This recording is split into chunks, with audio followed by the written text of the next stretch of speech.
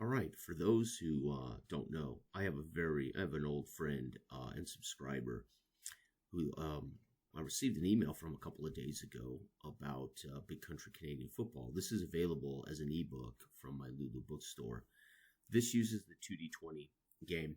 And as I said to him in the email, personally, I believe the 2D20 football game is the single best game design, football game, and unique game design I have ever created. It's also, I believe, personally, my best full sim football game. It is, though, so abstract. Well, it's not abstract to me, obviously, because I know exactly, in my head what's happening on the field when I drop the dice. But it can be very abstract for others. And I've never had so much fun in the dynamic results as I have playing my Big Country Football League. For those who don't know, I played the 48 season, the 49 season, the 50 season, and I'm currently in the 51 season playing Big Country Football. So Big Country Football is the 2D20 full simulation. And then there is Big Country Football Time. Again, they just use the same fictional world. They're completely different football games. But I had made a Canadian version. And he had a very valid question about OPUs and DPUs. So this, again, is the ebook. You download it, print it, and you're good to go.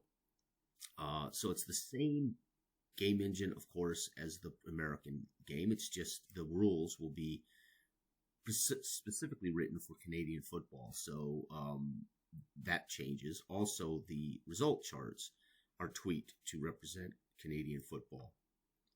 And that's right here. So the 2D20 game engine requires 2 dice. Well, it doesn't require. You can roll the 20 as needed. But let's say you roll the D20 for your play call. And remember, this is automated. You don't make any play calls. There's no strategy. You are witnessing teams play. The teams are rated in what are called DPUs and OPUs. DPUs, the defensive players adjust the play up or down. The OPUs adjust the percentage of an incompletion or percentage of a breakaway, the percentage of a interception, etc. So the secondary result may or may not influence these dice, right? So when you see 8+, your OPUs, that would be quarterback and receiver, would affect the interception percentage, right? Or the incompletion percentage, or the chance at a loss of 3, or the chance of a breakaway run, etc., right? The chance to throw a touchdown pass, right? Okay. You do not modify yardage with an OPU. So if it says run 1d6, you just roll 1d6. That's a run for 1 to 6 yards, or pass for 16. Okay, yards lost on a sack, you do not modify. You just roll the d6, add the numbers. That's how much is lost on a sack. And then kick returns, punts, punt returns, place kicks, and interception, fumble returns are all here, and they are a d20 roll. So just to touch base, so let's say I'm on offense. My team has a quarterback with a +2 and a wide receiver core 0. And I'm facing and I drop a 3. My first die roll is a 3.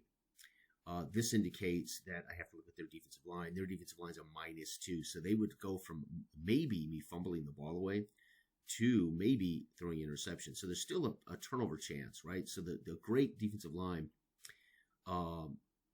doesn't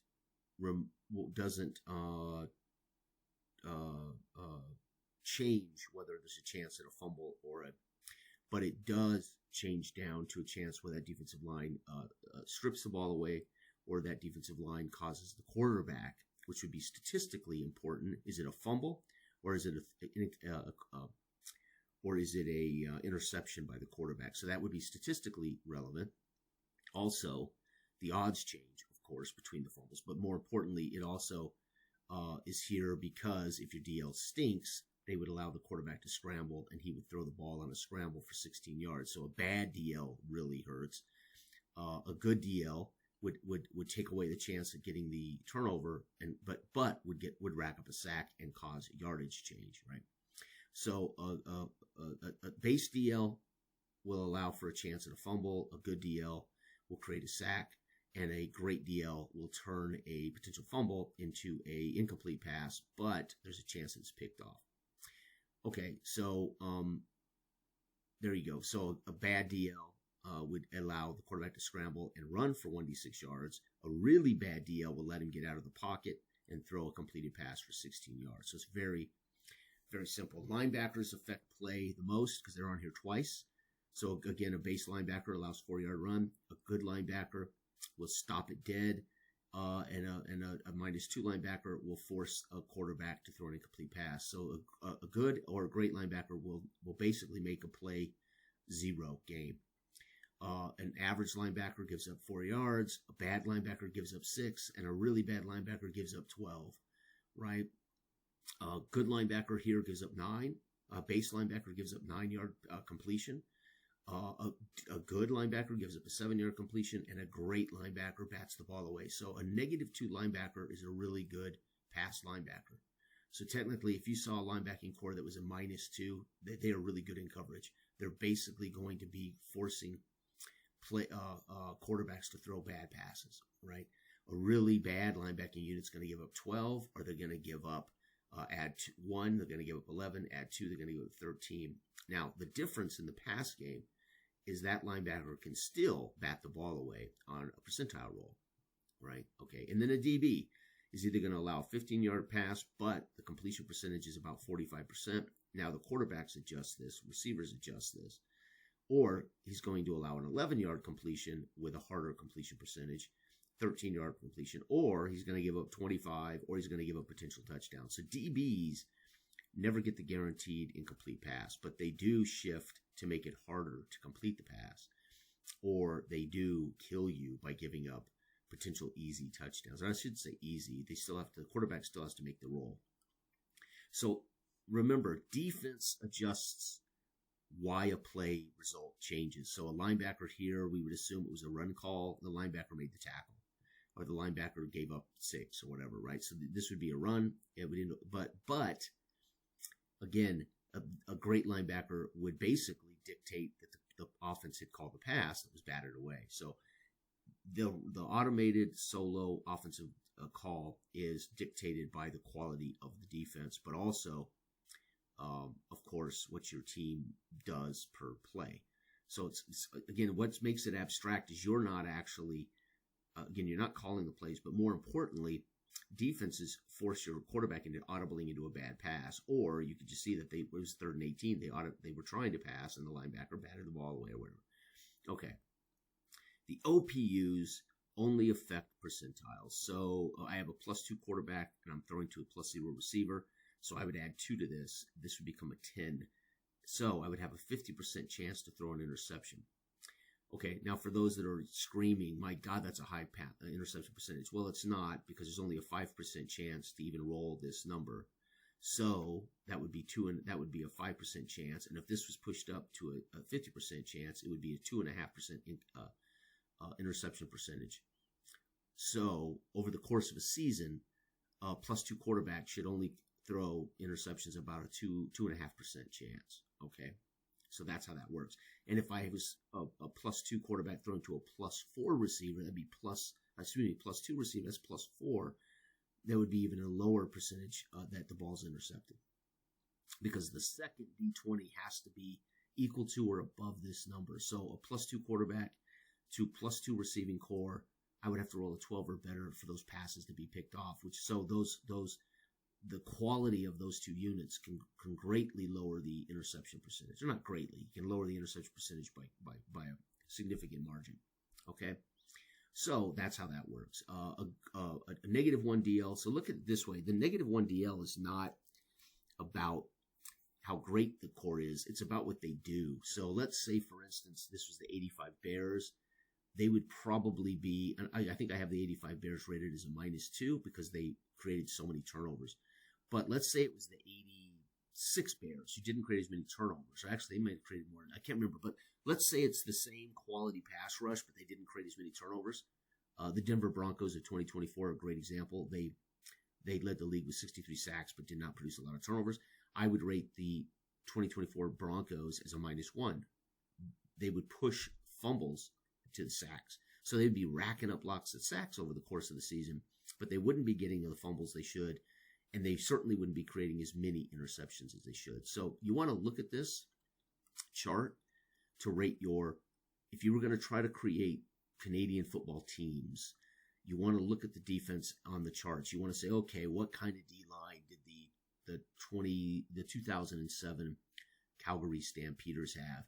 Oh, wow, well, they had a pretty good unit that sacked a lot of quarterbacks. I'm going to give them a -1. Or, oh, man, the pass completion against that particular CFL team was really low, so I'm going to give them a -2. And they also picked off a high number of passes, right? That just means the DL forced quarterbacks to throw passes they didn't want to throw, whatever, right? Or if the DL gave up a lot of runs for 1 to 6 yards or whatever, or if that defense gave up a lot of passing yards, you would have a +2 pass DL, allowing quarterbacks to scramble out of trouble and throw completed passes. So you want to look at how those ratings affect the game. Okay, is that subjective? Yes, except you could use statistics to do this. If you wanted to rate your linemen by sacks, just go through every CFL team so let's say I'm going to make the 1986 CFL, and I'm going to use sacks to dictate whether, right, first, and I go through, and the best sack team in the league, I'm going to give a -1. The second best sack team in the league also gave up a ton of passing yardage.